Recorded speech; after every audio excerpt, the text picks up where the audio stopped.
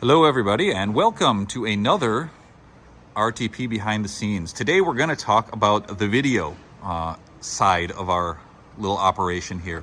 So as you can see, we have this nice big old LED wall that the venue has provided for us. This is not ours, but it looks pretty cool.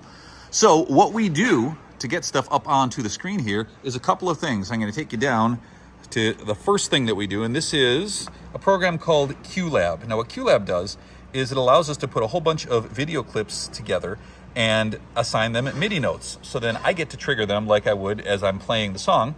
I can assign some notes to be video as well as audio. And then I'll hit it and it will trigger some pre-recorded video to run up on the screen. But that's not all. That's just really the first part. There's a lot that goes into this, and I may actually do a future behind the scenes where I show you how I actually put this together here in QLab. But a lot of what we get live is not the pre-recorded video, because we don't have pre-recorded video for everything. What we do is we have John over here, who is our video guru. He runs the show. He runs a bunch of cameras. So I'm going to turn it over to John and let him tell you what he does. Yeah, hey everybody.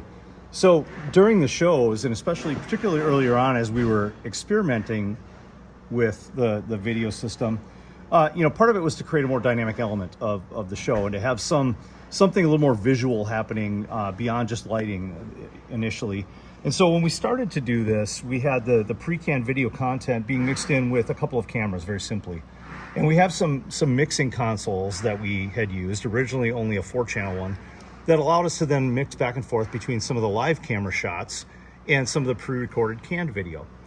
We quickly added more cameras and ran out of space and added another mixing console with additional features. And so now we have the ability to bring up to 10 cameras online during any performance and then mix between the pre-canned content and all of the live camera shots and mix multiple angles at the same time.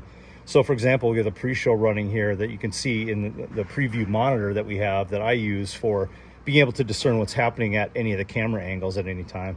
And then we can move to any of the shots that we have prepared at another channel and blend in between that and existing content. We can blend back and forth between that on either console, different angles that we want based on what's happening at a particular moment in the show. And then we can move back to other shots that give us the presentation maybe of, the live view from the perspective of the different performances of the musicians.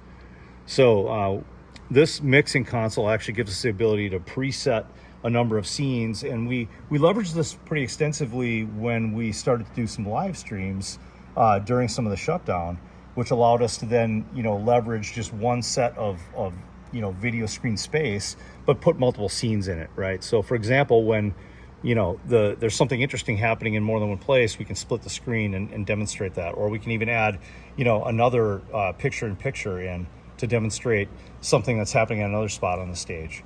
So all the presets along with the pre-canned content give us the ability to then mix back and forth and create a more dynamic scene during the show. Multiple methods of blending the shot versus mixing it, for example, in that regard. And then in addition to what we do with the live show content, we're also capturing this for our own purposes usually. We started to learn how to record all of this so that we could stream it originally during the live streams that we did during the shutdown. And now we use it to capture the shows and everything that was, sent to the video screen during a show, and we're recording it in OBS so that the band themselves can then see what had taken place during any part of the performance. Because obviously for them, it's important to see how that went, for the audience and what it looked like.